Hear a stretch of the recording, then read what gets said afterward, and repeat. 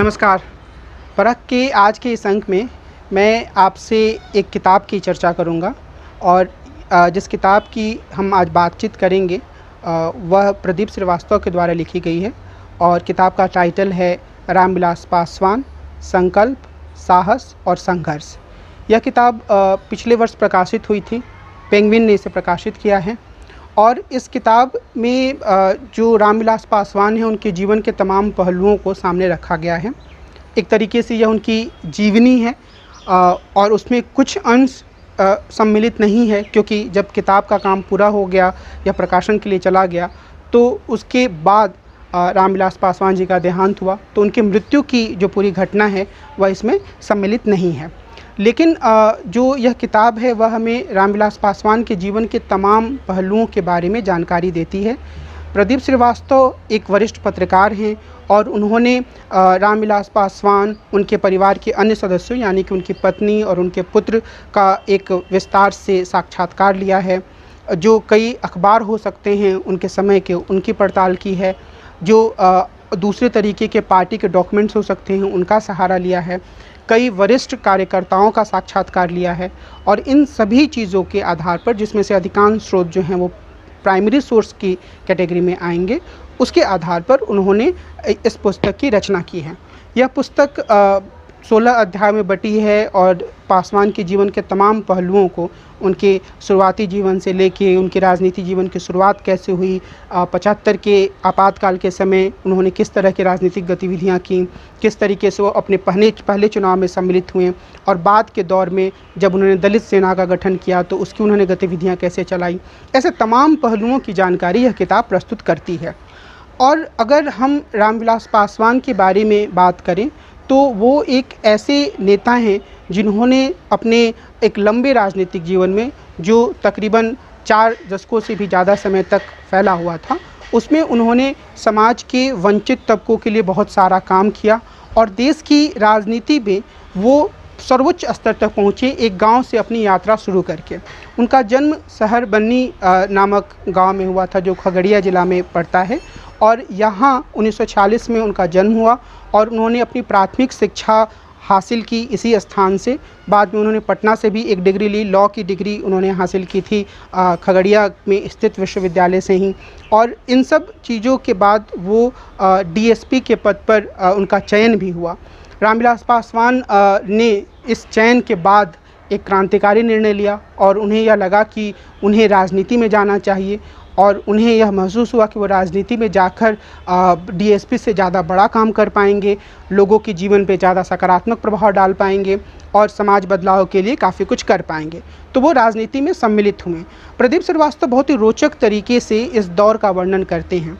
वो यह बताते हैं कि रामविलास पासवान की उम्र उस समय काफ़ी कम थी और वो काफ़ी साहस करके अपने ज़िले में जो लोहिया की पार्टी थी, संयुक्त सोशलिस्ट पार्टी, उस समय तक लोहिया का देहांत हो चुका था लेकिन पार्टी कायम थी, उस पार्टी से वो टिकट मांगने के लिए चले गए और वहाँ पर जब उन्हें एक ऐसे क्षेत्र से टिकट देने का फैसला किया गया जहाँ से कांग्रेस के बड़े वरिष्ठ नेता मिश्र सदा लगातार जीतते आए थे। अलौली विधानसभा क्षेत्र बड़ा ही एक विकट क्षेत्र माना जाता था गैर कांग्रेसी राजनीति के लिए। और रामविलास पासवान ने को जब यह टिकट मिला और जब उन्होंने चुनाव प्रचार शुरू किया तो उन्होंने यह महसूस किया कि उनके पास तो संसाधन है नहीं। तो संसाधन जब नहीं थे तो उन्होंने एक साइकिल निकाली और साइकिल पर बैठकर वो जगह जगह जाकर अपना प्रचार करने लगे और ऐसे प्रचार करते हुए या नुक्कड़ सभाओं को संबोधित करते हुए वो समाज के वंचित तबकों के मसलों को उठाते और वो इस बात पर जोर देते कि कैसे इस बात की ज़रूरत है कि एक युवा नेतृत्व का विकास किया जाए। और उनकी कोशिशों का नतीजा यह रहा कि बाद में जब कुछ बड़े नेता वहाँ पर चुनाव प्रचार करने के लिए आए तो उन्होंने कुछ पैसा रामविलास पासवान को दिया ताकि वो अपना चुनाव प्रचार कार्य सही तरीके से कर पाएँ। 1969 के विधानसभा चुनाव में बड़े छोटे अंतर से रामविलास पासवान चुनाव जीत पाए, लेकिन चुनाव जीतने के बाद उन्होंने एक अलग तरीके के दृढ़ निश्चय के साथ काम करना शुरू किया। जब उनकी पार्टी में विधायक दल का नेता चुनने की बैठक शुरू हुई तो यह माना जा रहा था कि रामानंद तिवारी, जो कि शिवानंद तिवारी के पिता थे और बड़े समाजवादी नेता थे, वो बड़े ही आराम से संयुक्त सोशलिस्ट पार्टी के विधायक दल के नेता चुन लिए जाएंगे।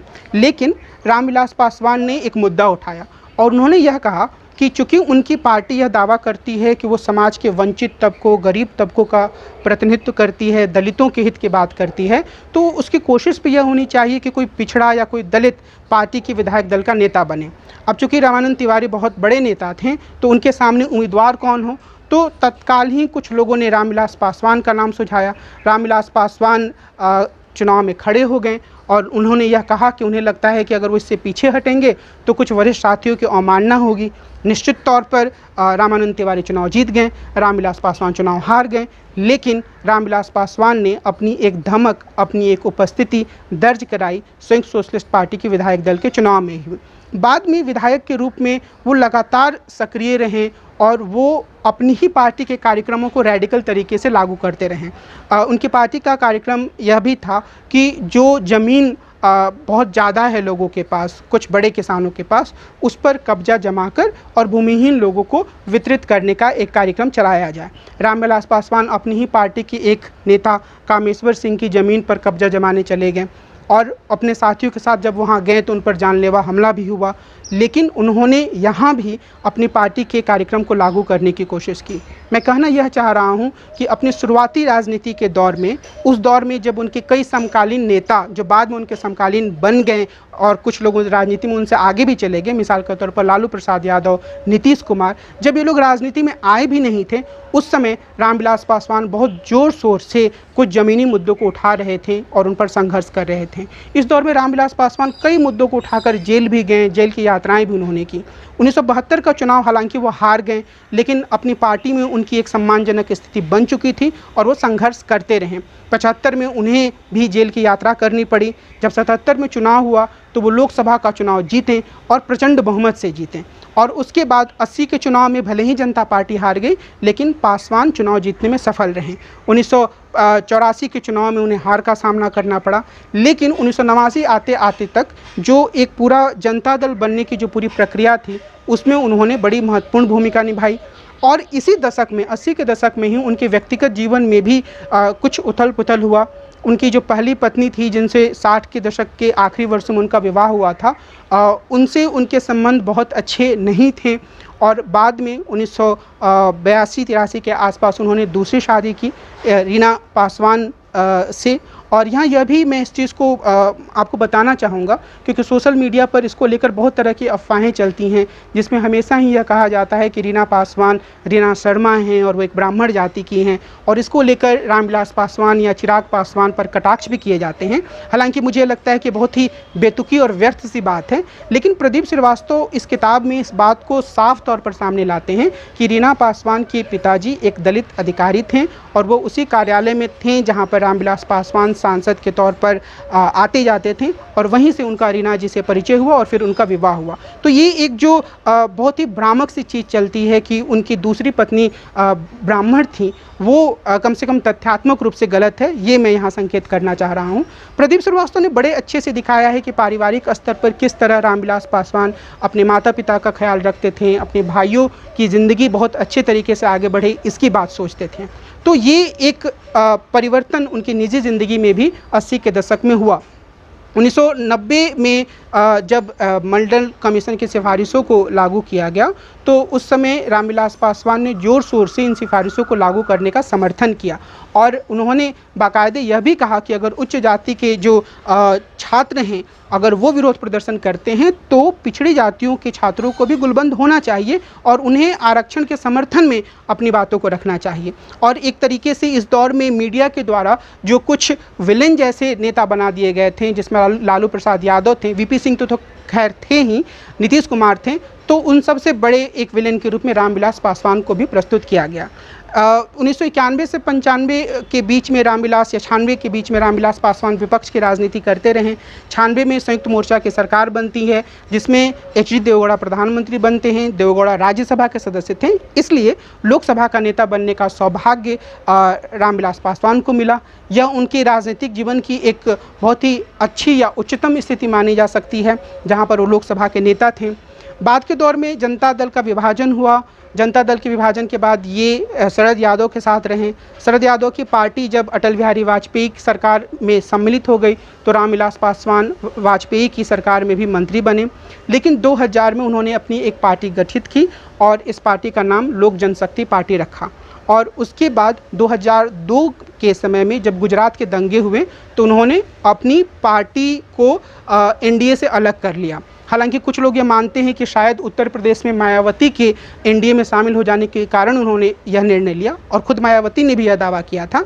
लेकिन उनका यह कहना था रामविलास पासवान का कि उन्होंने मुस्लिमों के खिलाफ हुए दंगों के विरोध में अपना इस्तीफा दिया है। बाद में 2004 में जब यूपीए की सरकार बनी तो उसमें रामविलास पासवान को अहम मंत्रालय मिला।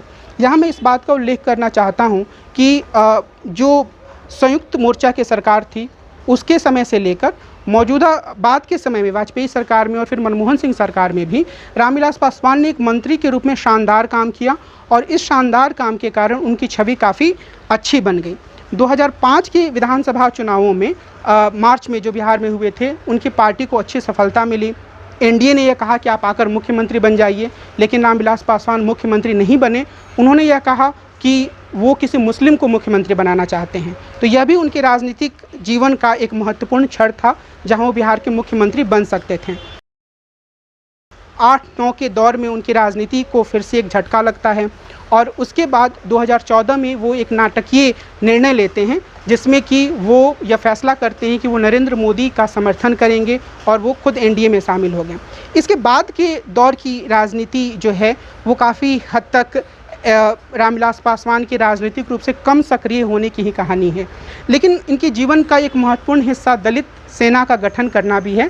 1983 में उन्होंने इसका गठन किया, और इसके माध्यम से उन्होंने दलितों के मुद्दों को सामने लाने की कोशिश की, उनके खिलाफ होने वाले अत्याचार के मुद्दों को सामने लाने की कोशिश की। प्रदीप श्रीवास्तव अपनी इस किताब में इन सारे पहलुओं को सामने ले आते हैं, लेकिन उनकी किताब में मुझे लगता है कि कुछ बुनियादी कमियां हैं, और जो शायद जीवनी लिखने वालों को एक तरीके से सबक भी देती हैं। क्योंकि अगर आप किसी राजनेता की जीवनी लिखते हैं तो कोई ज़रूरी नहीं है कि आप उसके नकारात्मक पहलुओं को छोड़ दें, उस पर कोई चर्चा ना करें। मिसाल के तौर पर रामविलास पासवान पर लिखी जाने वाली किसी भी किताब में इस बात की चर्चा ज़रूर होनी चाहिए और उनके विचार ज़रूर सामने आने चाहिए कि आखिर क्यों उन्होंने यह निर्णय लिया कि वो एकदम से नरेंद्र मोदी के साथ चले जाएंगे, जबकि 2002 में उन्होंने इसी मुद्दे पर एनडीए को छोड़ा था, और 2005 में उन्होंने मुस्लिम मुख्यमंत्री बनाने की मांग करते हुए एनडीए के मुख्यमंत्री बन जाने के प्रस्ताव को स्वीकार नहीं किया था। सिर्फ अगर ये राजनीतिक गत्यात्मकता के रूप में इसकी व्याख्या की जाती है, तब भी इसका एक आलोचनात्मक पहलू किताब में आना चाहिए, जो प्रदीप श्रीवास्तव की किताब में सम्मिलित नहीं है। इसी तरीके से रामविलास पासवान के ऊपर यह आरोप भी लगता है कि उन्होंने परिवारवाद को बढ़ावा दिया। हाल के दौर में हम यह देख भी सकते हैं कि किस तरीके से लोक जनशक्ति पार्टी के भीतर उनके भाई और उनके पुत्र के बीच में विवाद हुआ, पार्टी का विभाजन भी हुआ। इसके अलावे खुद उनकी पार्टी से बहुत सारे लोग राजनीति में आए, कुछ सांसद बने, कुछ मंत्री बने, कुछ पार्टी अध्यक्ष बने, और यह जो पूरी प्रक्रिया है वह एक तरीके से परिवारवाद का विद्रूप उदाहरण ही लगती है।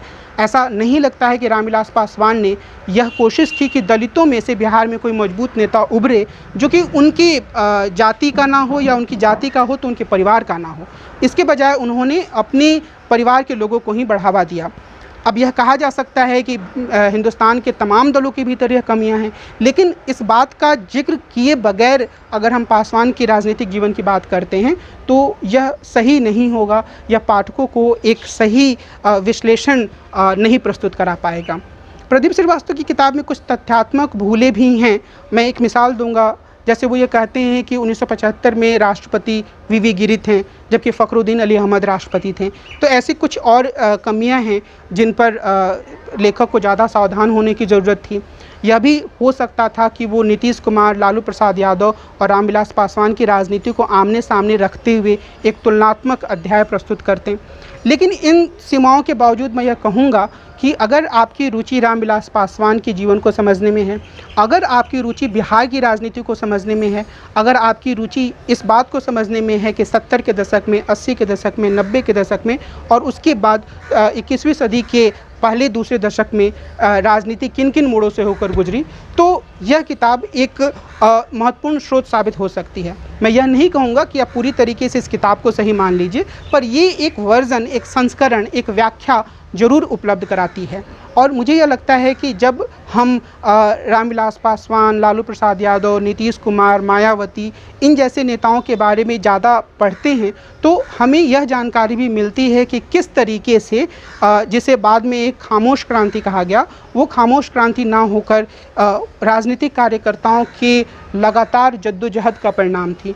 कोई अपने आप पिछड़ी और दलित जातियों का उभार नहीं हो गया, बल्कि उसके पीछे रामविलास पासवान जैसे राजनीतिक कार्यकर्ताओं की मेहनत थी, जो कि अपनी जान की बाजी लगाकर अपने पार्टी के उसूलों को ज़मीन पर लागू करने की कोशिश करते रहे, जिन्होंने खुलकर यह बात कही अपने वरिष्ठ नेताओं के सामने कि आप सिर्फ यह नहीं कह सकते हैं कि आपकी पार्टी दलितों की और पिछड़ों की पार्टी है और नेतृत्व के स्तर पर ब्राह्मणों का या द्विज जातियों का कब्जा रहे, आपको वास्तविक अर्थों में उसे लागू करके दिखाना होगा। तो इस लिहाज से हमें इस तरह की पुस्तकों से और इस पुस्तक से विशेष रूप से इन पहलुओं की, इन ज़मीनी राजनीति की बेहतर जानकारी मिलती है।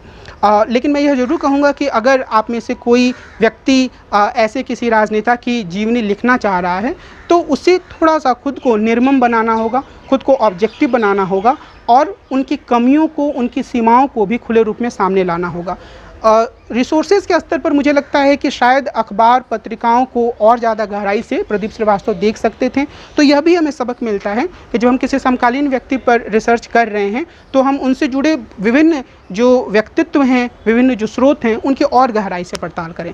लेकिन फिर भी मुझे लगता है कि यह एक बहुत उपयोगी किताब है जिसे हर किसी को पढ़ना चाहिए जो रामविलास पासवान या बिहार की राजनीति में रुचि रखता है। परख के इस अंक को मैं यहीं रोकता हूँ। अगले अंक में हम मिलेंगे और किसी अन्य मुद्दे पर विस्तार से चर्चा करेंगे। नमस्कार।